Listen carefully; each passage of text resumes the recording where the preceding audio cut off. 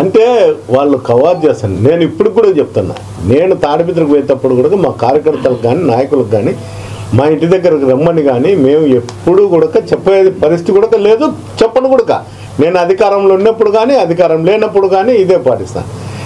నేను ఇంటి దగ్గర బయలుదేరినా అంటే ఎక్కడ పోతానా అనే ఆలోచన చేయరు, కానీ వెంటనే జేసీబీ ఇంటి దగ్గరికి రాండి కార్యకర్తలు నాయకులు అని చెప్తారు. మళ్ళీ అతను చెప్పేది ఏం చెప్తాడు, ప్రజలు అడ్డుకుంటాడని. నువ్వు మెసేజ్ పెట్టేది ఏంది, నీకు సంబంధించిన ప్రైవేట్ సైన్యానికో నీ కార్యకర్తలకో నీ నాయకులకో నువ్వు మెసేజ్ పెడతాడు, ప్రజలకు మెసేజ్ పెట్టడంలే.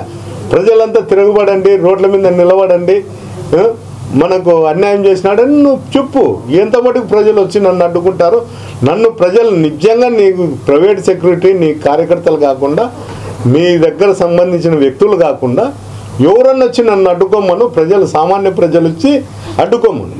అడ్డుకుంటే నా ఇల్లు కూడా నీకే ఇచ్చా.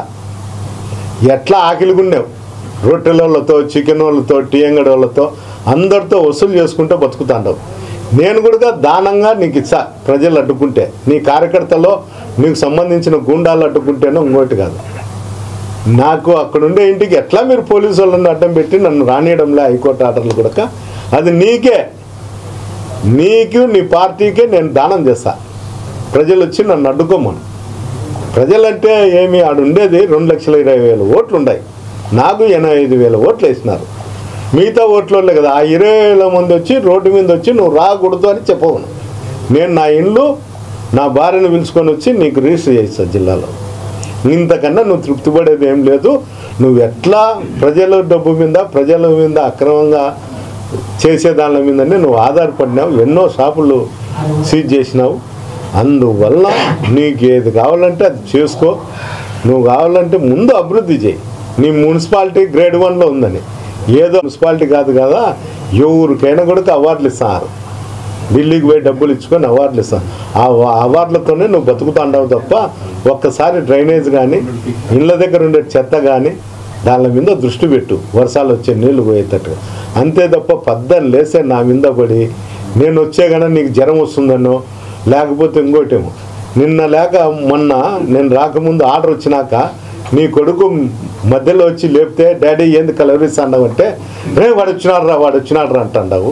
కనీసము స్పృహలో ఉండు. నేనంటే నీకు అంత భయం ఏంటికి? స్పృహలో ఉండు. నీ కొడుకు కూడా చెప్పు, నీ కొడుకు కూడా చెప్తాను నీతో, నువ్వు ఇట్లా చేస్తా అంటే నేను ఇట్టుంటే హైదరాబాద్ పోయి ఫ్యామిలీ పెట్టుకుంటే నేను రాజకీయాలు జోలికి రాను. ఇప్పుడు కూడా నేను రాజకీయాలు చేయడంలే, ఏందో రోడ్డు ఓపెనింగ్ అంటే కత్తిరి తీసుకొని కత్తిరిస్తాండ తప్ప అధికారులను కూడా శాసించే శక్తి నాకు కోల్పోయినా అన్నీ నువ్వే చేస్తాండా నా పనులన్నీ, నేను ఉండి ఉపయోగం ఏముంది అని నీ కొడుకే నీతో మిడ్నైట్ లేపి నువ్వు ఉలిక్కి పడినప్పుడు నీళ్ళు ఇచ్చి చెప్పడం జరిగింది.